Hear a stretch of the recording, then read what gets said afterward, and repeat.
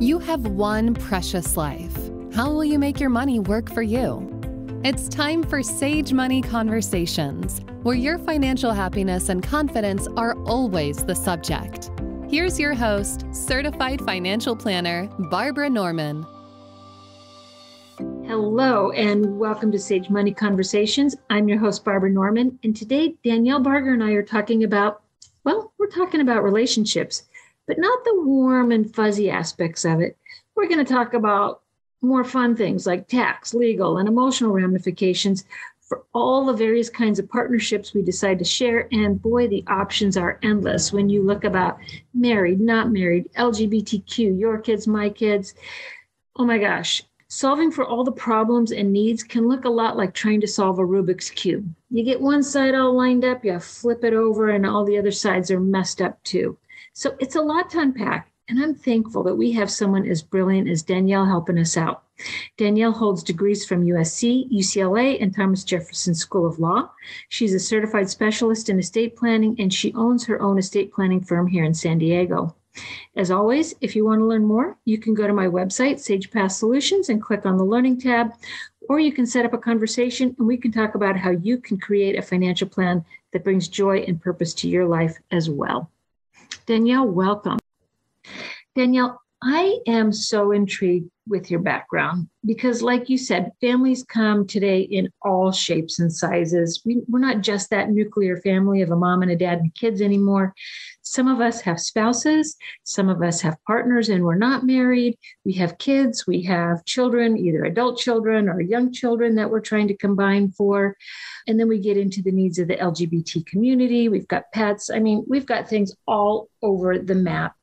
And you've had a lot of experience in the LGBT community, and that's certainly a landscape that has changed a lot over the years. They couldn't marry, now they could marry. And I think that's a really unique background to come from, because as these families kind of blend and mix and the lines are all fuzzy and gray now, how do we start doing estate planning? So, okay, that was a mouthful. I'm sorry. Why don't we start with, what did you learn as you were serving the LGBT community? Thanks, Barbara. So it's been interesting to watch the progression of our laws, both on the California level and the federal level. And I came into this practice of estate planning about 15 years ago.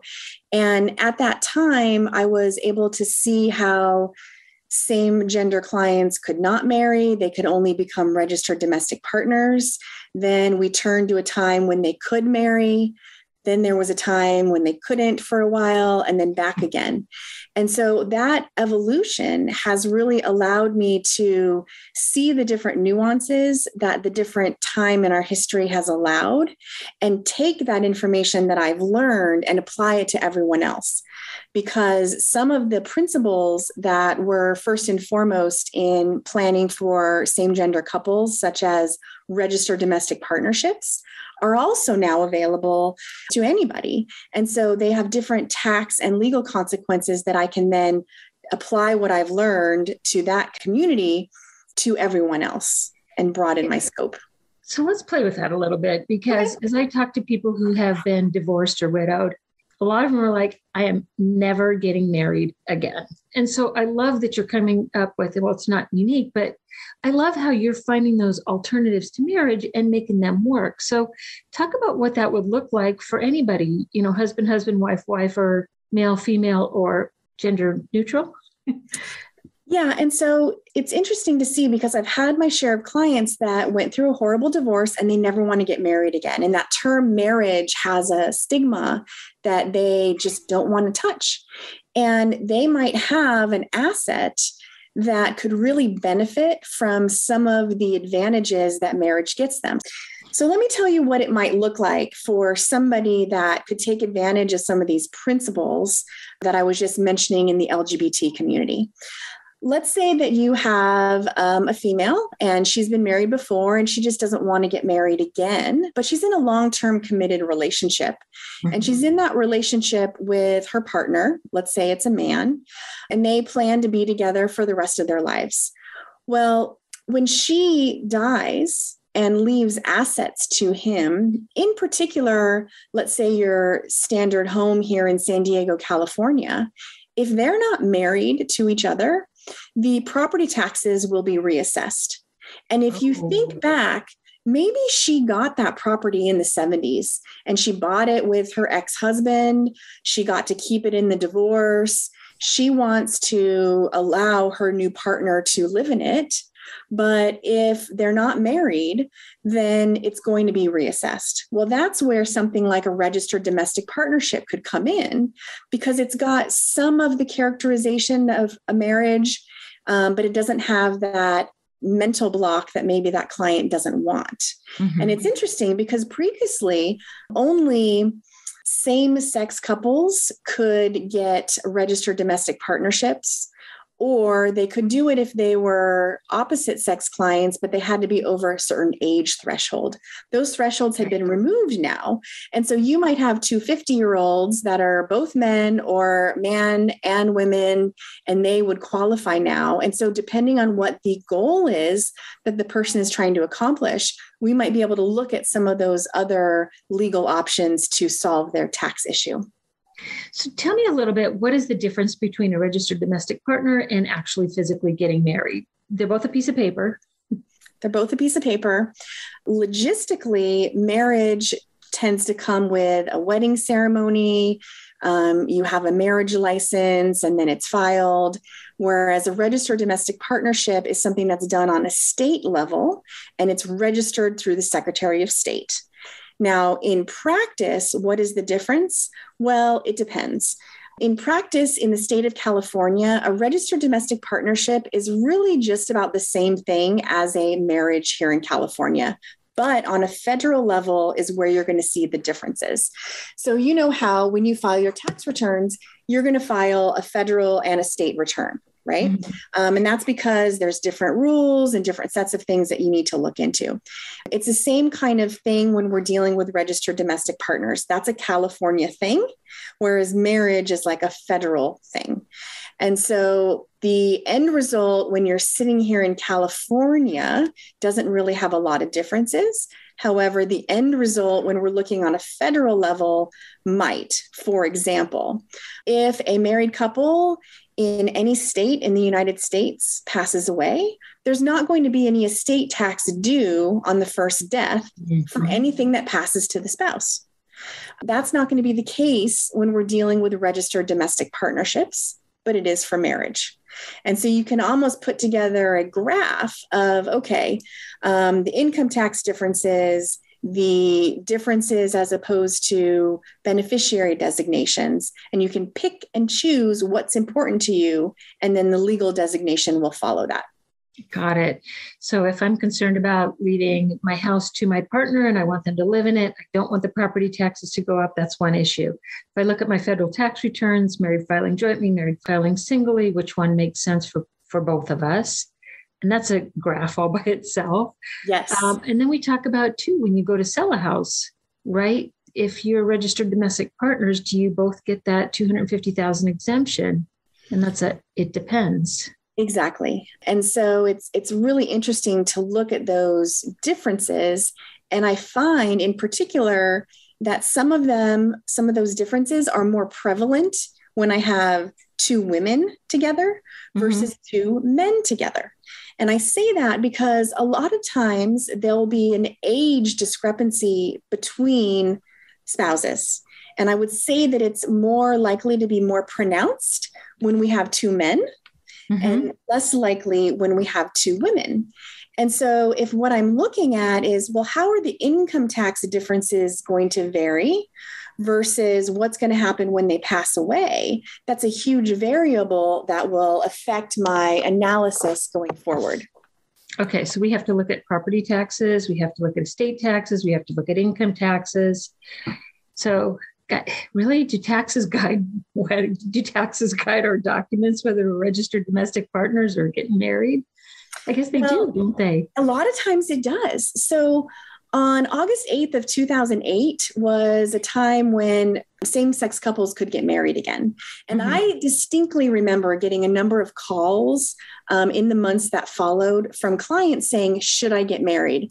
And I kind of joked with them and I said, if every client of mine were to call their attorney and ask them if they should get married, and we look at it from a legal perspective, from a tax perspective, I think people would be in a lot better shape.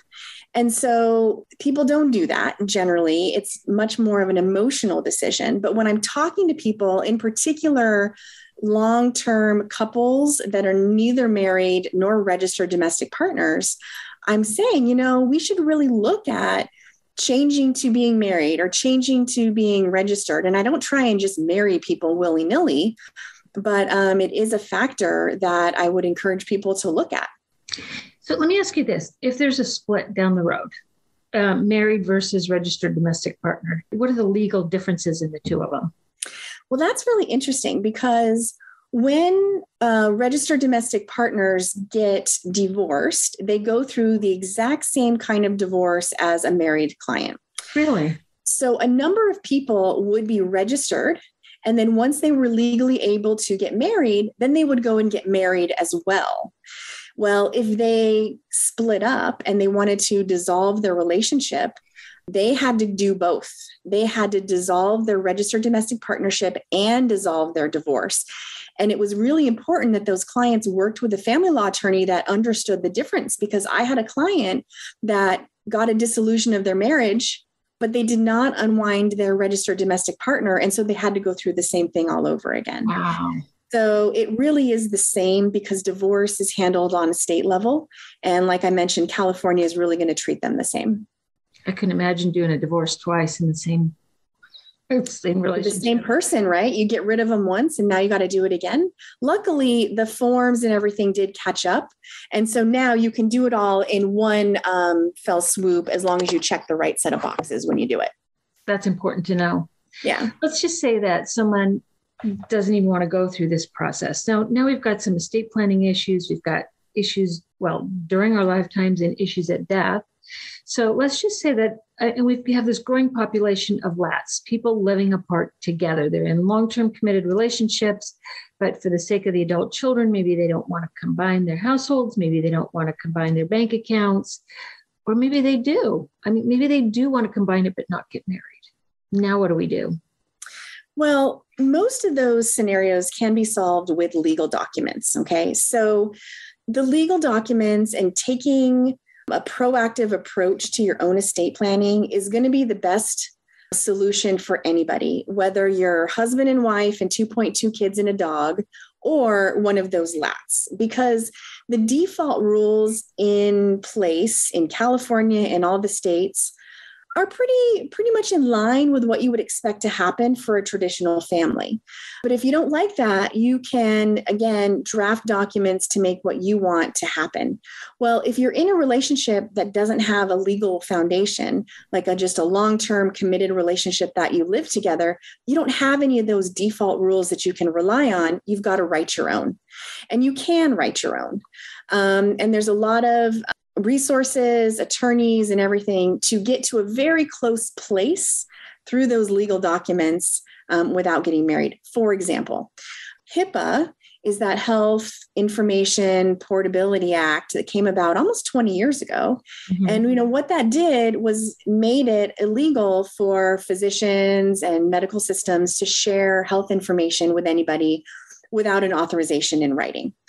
And so it was very common in the same-sex relationship community that they would be registered domestic partners. And we would have this standalone HIPAA authorization to make sure that if they left the state of California and they were going to travel to another state, there would be a document that would be recognized worldwide to make sure that their partner could visit them and get information and all that. And it's the same kind of concept, right? So I might have a long-term partner and I just want to make sure that they can communicate with the doctor and get information. Well, I can give them that right through a HIPAA authorization. I can give that person the right to make healthcare decisions ahead of my next of kin by doing a proper advance directive. I can make sure that that person that I choose inherits my assets as opposed to doing nothing and letting the default rules prevail. Makes a lot of sense. What other documents would you consider? You'd mentioned power of attorney, advanced healthcare directive, HIPAA. Another thing that's really important sometimes with those long-term relationships might be a co-tenancy agreement or a tenant in common agreement. So let's say that you and I, Barbara, decide that, we're friends and we want to buy this house together because it's a really good investment, right? Well, I think I want to have some rules kind of associated with how you're going to do things, who's going to pay what's going to happen if I want out, and all those kind of things. And that's a very common type of document when people go into business with each other. Mm-hmm. And so it's the same kind of thing. You got to think about it, almost like a business where, okay, we're going to own this house together. We don't have a legal relationship. So we're going to be proactive and put together some sort of contract that's going to say how things are going to be managed during our joint lifetimes, what happens if one of us dies, and so forth. And so an agreement between those unrelated parties can be very important, because if you and I bought that house together, you might not be so happy if I die and I give my house now to my daughter, because you don't want to be in a house with her, right? And so being proactive and writing documents like that is great. A trust, which is generally the foundational estate planning document that provides for probate avoidance, incapacity planning. That's certainly highest on my list of what somebody should consider when they're doing estate planning. And then you mentioned powers of attorney and healthcare directives. And I think that's huge, is like a trust or this tenant in common agreement where, you and I go in and let's say that we do buy this house together. And let's say that there's disparate wealth, that one of us makes more income or one of us put more down payment on the house.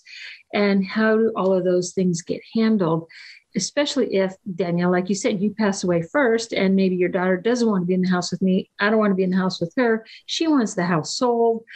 Like typically, how do people reconcile those things? And thank God that they're reconciling them before they pass away. I think the best way would be, in this scenario, we would each have a trust that would dictate who gets what when we pass. And we would dictate specifically, is the house to be sold? Maybe I will give you a right to buy out my heir at a certain price, or probably even better, not a certain price, but a certain mechanism as to how that price is going to be determined. That's a very common scenario. People will come in and they'll say, I have 3 kids and, little Johnny really wants to buy the house.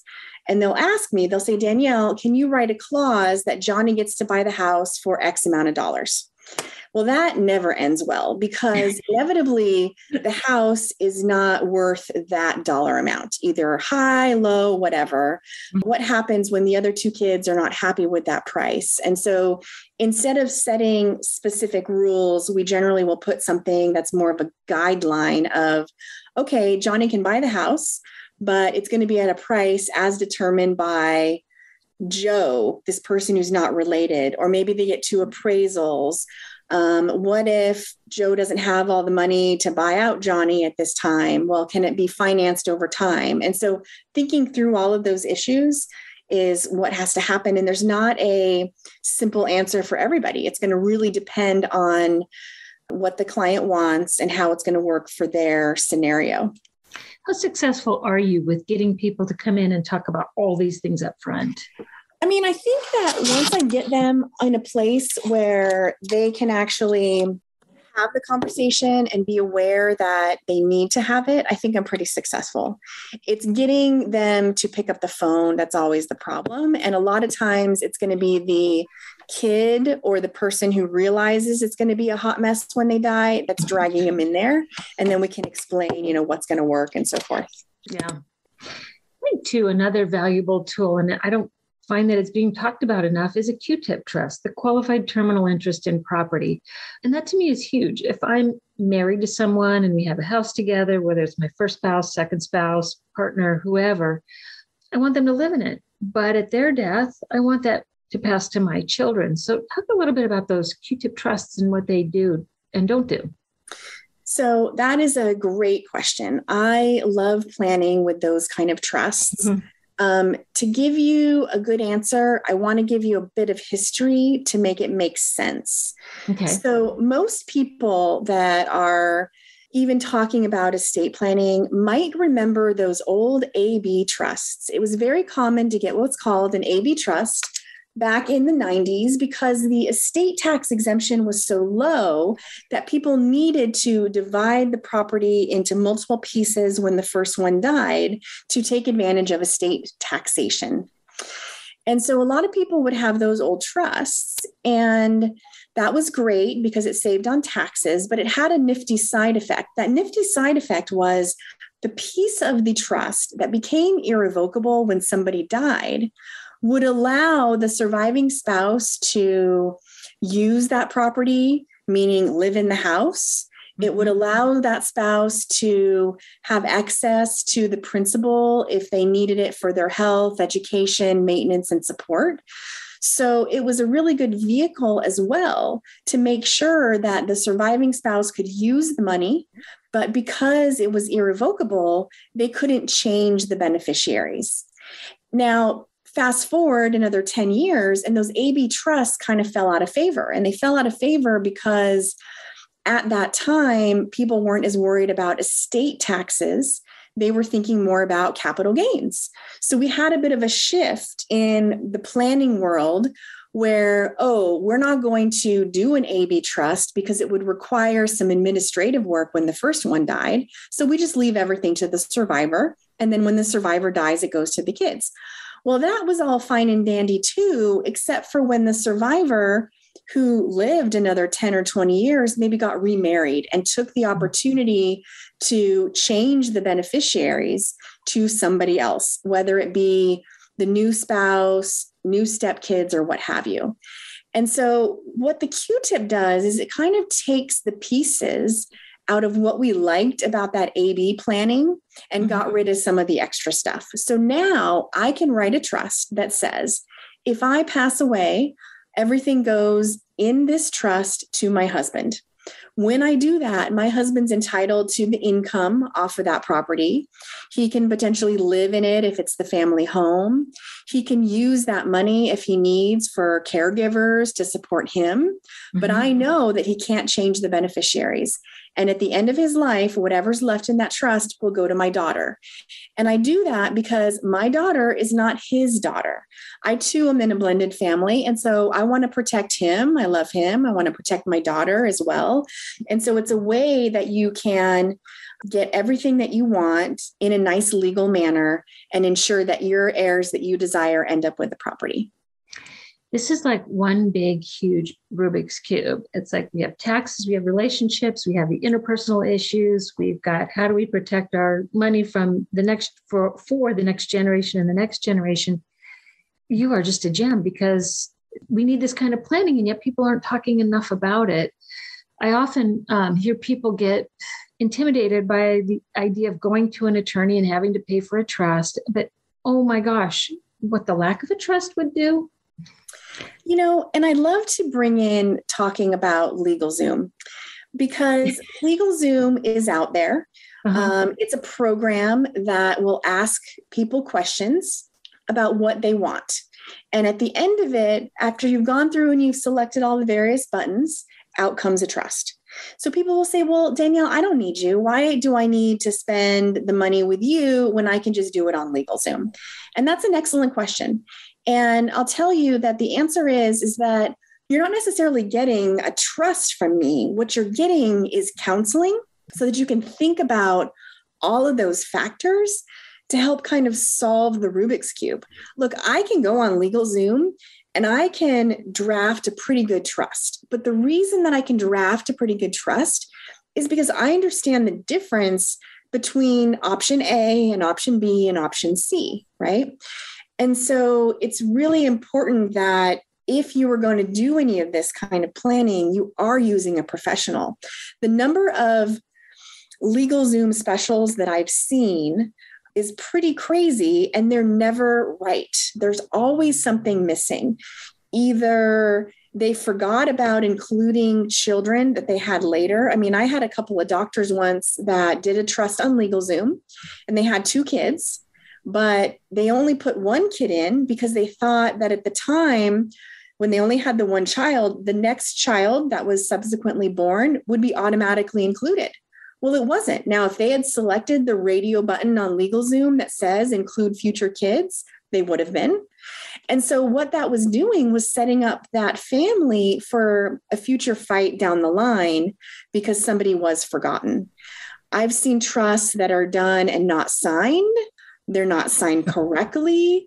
Maybe they're doing a will that goes along with it, and the will is notarized, which is also not a way to make it a legal document.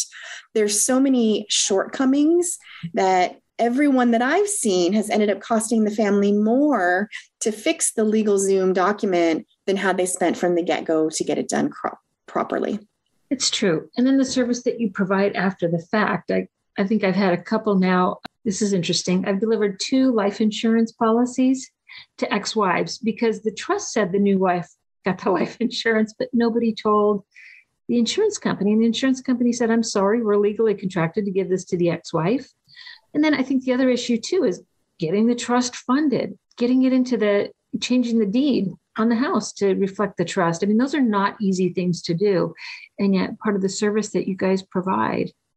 Well, and it's not just part of the service that I provide. That's what I look to professionals like you for, right? Because when I'm working with a client together, we can both help them and make sure that their beneficiary designations are up to date, make sure that everything's properly titled.